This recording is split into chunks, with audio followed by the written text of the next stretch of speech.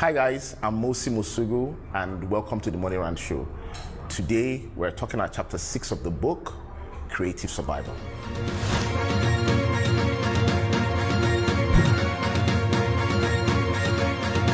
Come with me on this journey as I take you through 21 chapters of this book. This is a Faith for Entrepreneurs series. Join me as we explore this book. It is my pleasure to invite you to the Rant show. Hi guys, welcome again to the Rant show. Today we're on chapter 6, Creative Survival. So I had this interesting thing that happened to us as a company several years ago. We just moved to our current office space and we were offering training, particularly IT training. And we had done it before, but this is the first time we're having like our space, to do the training, and we're all excited about it, all pumped up. We had our equipment, we had our space finally, so we began advertising the course and we had how we packaged it.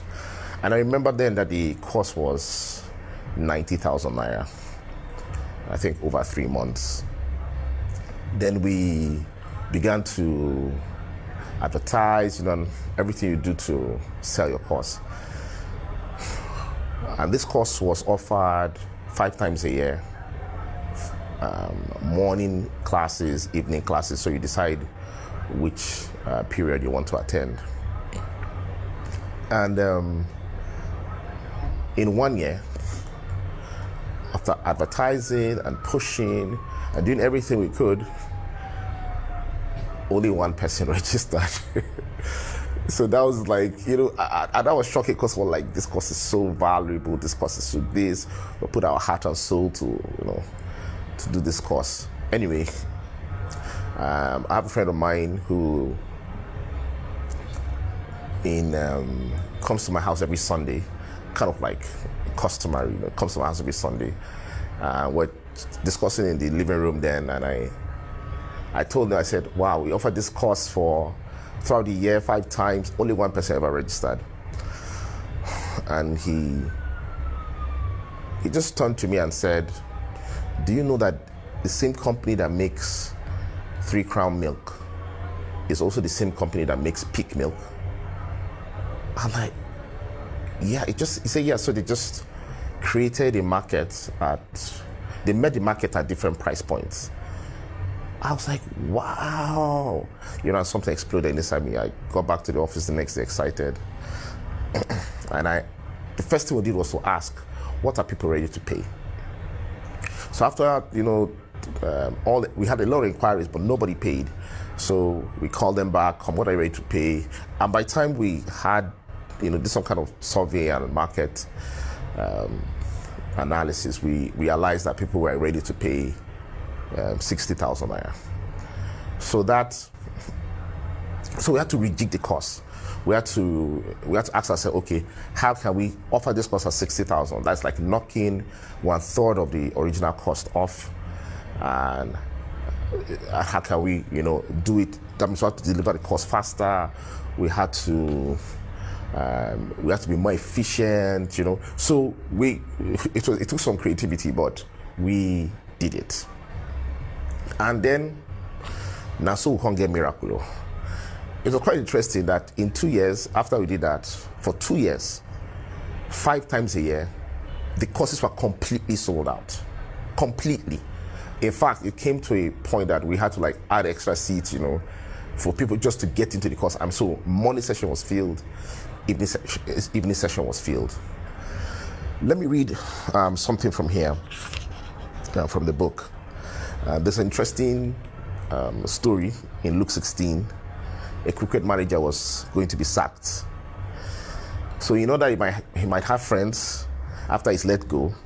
He went to his master's debtors and discounted their bill. What was his master's reaction when he realized? Here's what the scripture says. This is the Message translation. Now here's the surprise. The master praised the crooked manager. And why? Because he knew how to look after himself. Streetwise people are smarter in this regard than law-abiding citizens. They are on the constant alert, looking for angles, surviving by their wits. I want you to be smart in the same way, but for what is right, using every adversity to stimulate you to creative survival, to concentrate your attention on the bare essentials so that you will live, really live, and not complacently just get by on good behavior. So there's a kind of thinking the Bible wants us to think, to glean some things from people who are street smart. I love the highlighted phrase here, using every adversity to stimulate you to creative survival. So let's use adversity. Adversity challenges our business model. Adversity challenges what we thought would always work in every situation. Adversity makes us look critically at the things we are doing. And so we should learn to use adversity for creative survival. You start seeing the angles. You start saying, oh, we missed it here, or we kind of let down our guard in this aspect. Creative survival is critical to our financial well-being. Learn to use adversity, irrespective of economic conditions, irrespective of what's happening. Use adversity to stimulate creative survival. Thank you. Thank you for watching. I'm Mosi Mosugu, and I'll see you in the next chapter.